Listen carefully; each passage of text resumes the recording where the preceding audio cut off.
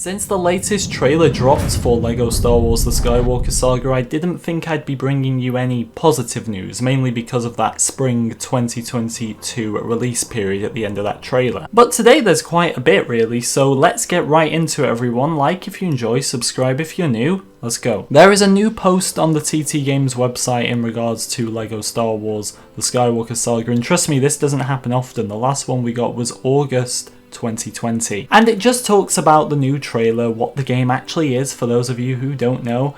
And then there's two lines at the bottom which I want to read out. Check out our new trailer as well as 6 brand new screenshots below, which we're going to get onto in a second. We look forward to sharing more news about this epic new title very shortly. For once they didn't say coming soon. More news very shortly. Last year they didn't really give us any indication of when something was coming next. There's been a few people speculating about the Game Awards for December I've seen in the comments.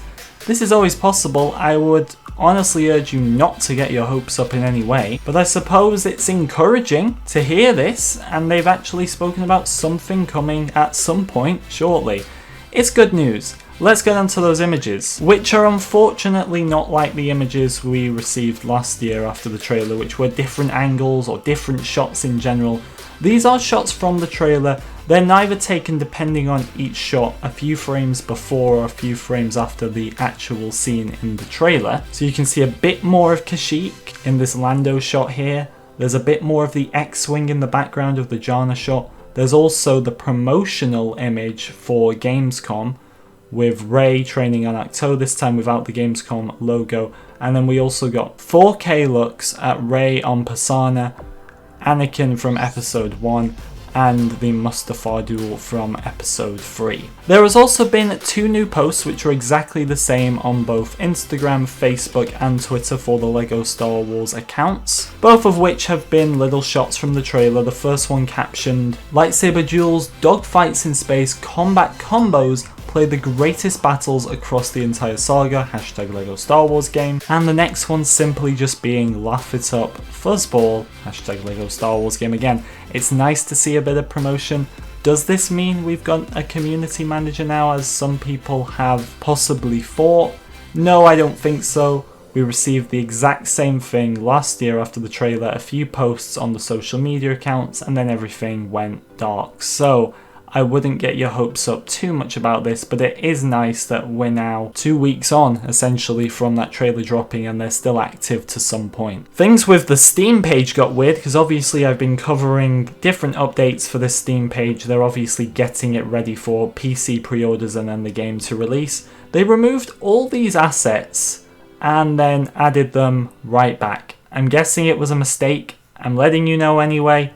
Your guess is as good as mine with this one. The 4 LEGO Star Wars sets which have codes on the back, I've put them on screen once again. Screenshot this because you're going to need it. You don't want to be that guy when the game releases that doesn't know where to find the codes. But anyway, the Advent Calendar set already retired. Obviously last year, there's a new Advent Calendar out now for this year. And the Death Star Final Duel and Resistance ITS Transport are now due to retire this year in December as well. So it's quite unfortunate really that these sets were originally supposed to coincide with the game's release with their codes. These codes can be used as many times as you want anyway, so there's no restrictions as for 1 per person, so make sure you screenshot them. But it's quite unfortunate that the only set as of the 1st of January 2022 that will still be on the shelves will be the Razor Crest, and these were supposed to coincide with the release of the game.